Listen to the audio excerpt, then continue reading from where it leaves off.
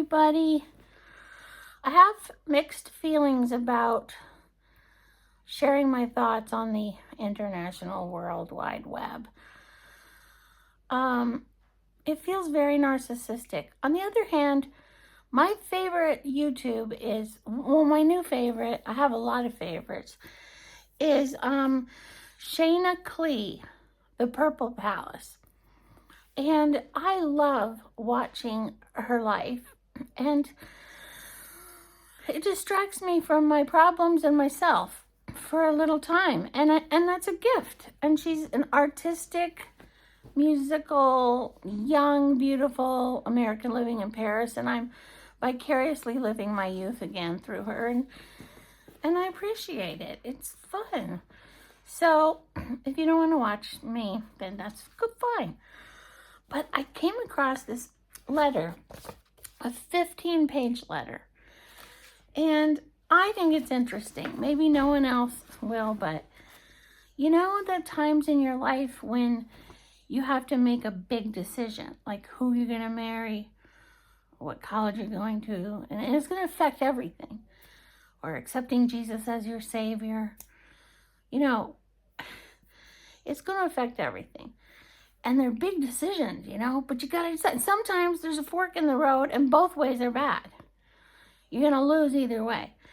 Well, this was my fork in the road of my life. And I would, you know, in Hezekiah, when the Lord said to him, get your stuff in order, you're going to die soon.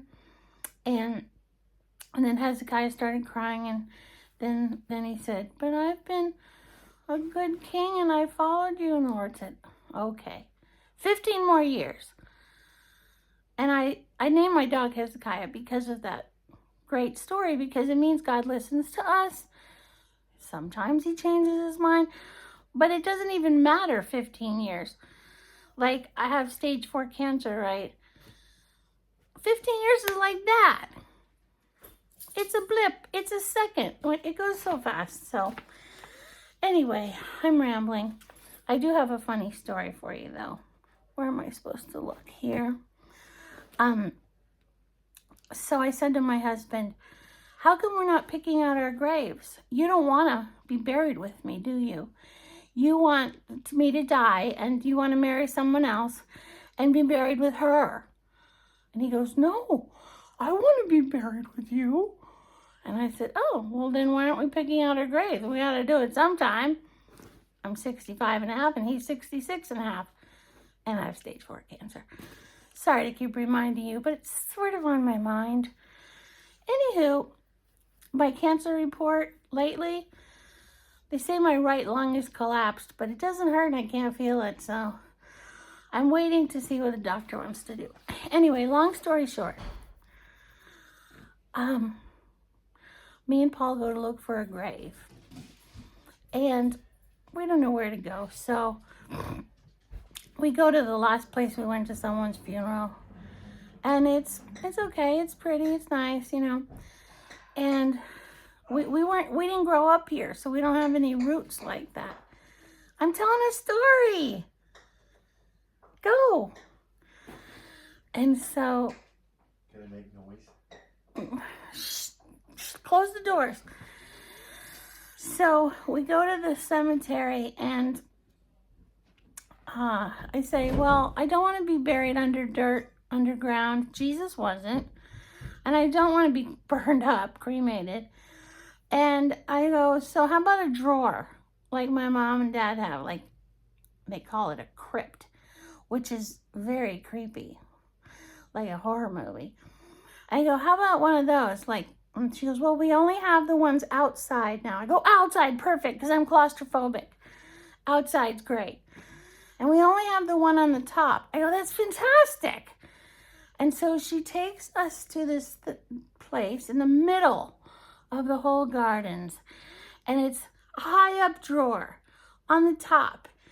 And I feel like my body will be on stage there. And I'll be near heaven. And then she goes, well, we don't have any single drawers. We only have tandem. What's that? Oh, well, they have 2 people in one drawer. And the person who passes first goes feet first. and then the person who passes next goes head first. And so there'll be head to head for eternity, or till Jesus comes back and reunites your soul with your body, if you know the Bible. And I thought it was the funniest thing ever, because Paul has to be in a drawer with me head to head forever until our soul gets reunited with our body. And then Paul goes, "Is it extra for earmuffs?" He's funny. That's funny. Is it extra for earmuffs? Because everything's extra. You want a plate with your name on it and all that. Anyway, I'm very happy about my burial spot. It's high up in the air, in the middle, on a hill. With my boyfriend from since I was in high school. Now, here's the thing about me and Paul. We have a lot of conflict, and we've been married 30 years. We were engaged in college, married other people, got reconnected. I gave up my career for him. Anyway, and I've always kind of regretted that decision. But this is where it all started, the fork in the road, where I had to decide. I was 20. No, it was 1980. This is October 2nd, 1980. Johnny Crawford had just seen me in my first acting job in Summer Stock in Birmingham. Now, I've told this story a million times, and I thought I was making it up after years and years, but it's all true. So he thought I had a weird voice. He gives me, and saw me doing gymnastics. He gives me a one-way ticket to Hollywood to be in his nightclub act, blah, blah, blah. Now, Paul and I were just engaged, but Paul's dad said we were too young to get married and we weren't allowed. So,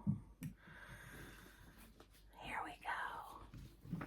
Dearest Paul, now I had just gotten to LA to be in Johnny's act.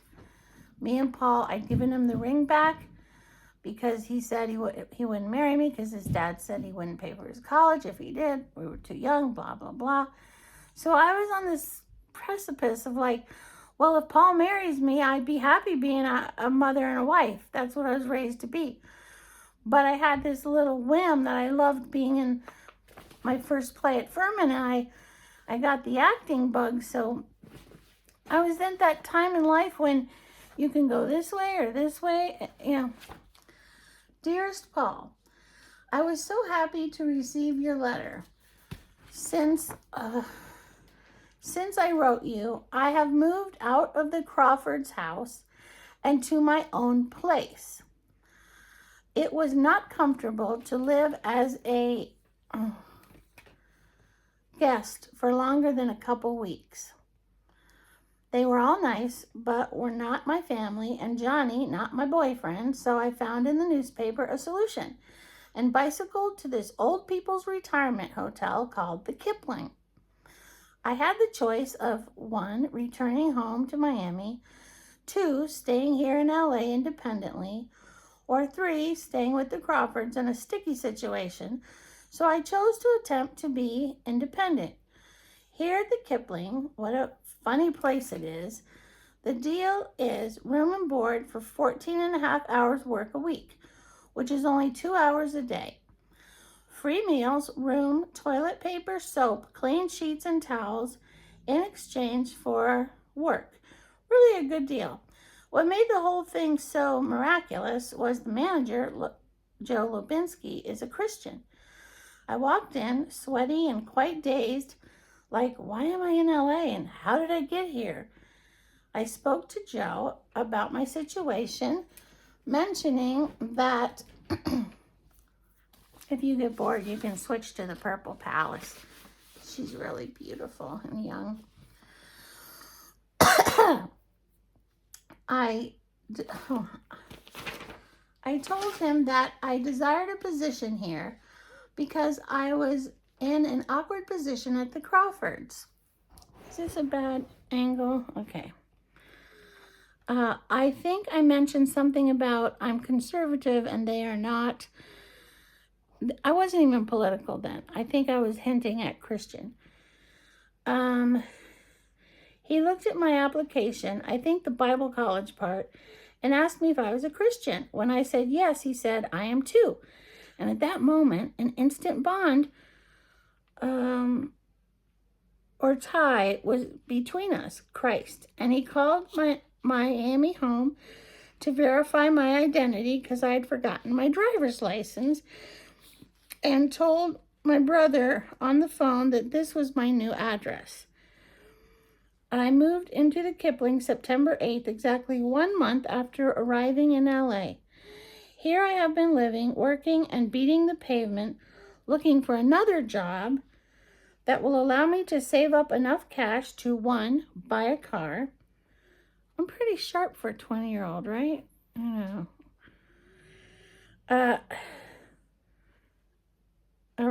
I kind of went off the skids for a while after this, but okay. Number 1, buy a car. 2, return home if inspired to do so. 3, make possible frivolities or bus fare to the gym or auditions.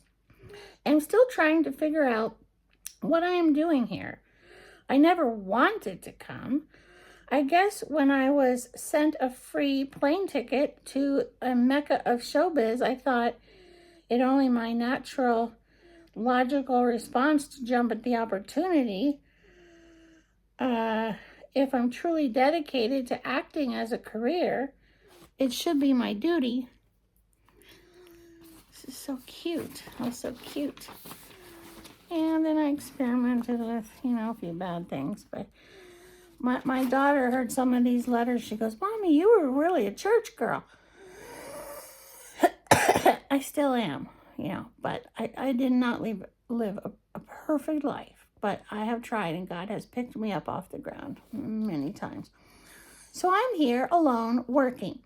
It is a nice city, relaxed and fast-paced simultaneously. Not everyone is in showbiz here, really hardly anyone, ratio-wise, but the atmosphere, of course, is quite movie-oriented. There are occasional flashes or glimpses of wealth or extravagance as a Rolls-Royce passes or a limo. My neighborhood is lower class to lower middle class, with many Orientals and Mexicans. There are darling antique wooden houses sprinkled among concrete high-rises. With no transportation vehicle besides my feet, my daily activities and experiences have been limited to a walking distance circumference, except for an occasional outing or bus trip. The Kipling Hotel is antique. Shirley Temple's father built it, so they say, in the 30s or 40s. It's cute, old, and with a touch of class.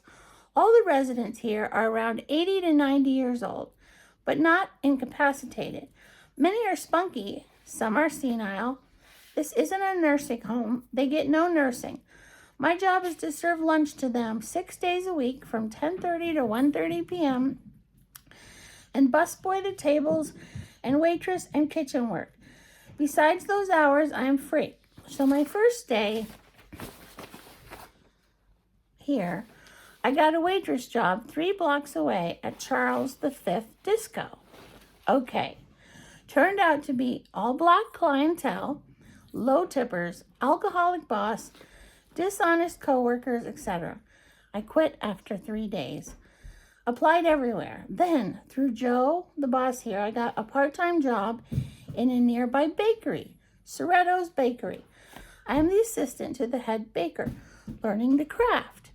It is a challenge, creative, interesting, and hard work. Good atmosphere. Boss, Paul Soretto, is 50-ish, bloodshot eyes, smoker, thick accent, bad posture, kind but grouchy, nice but poor communicator.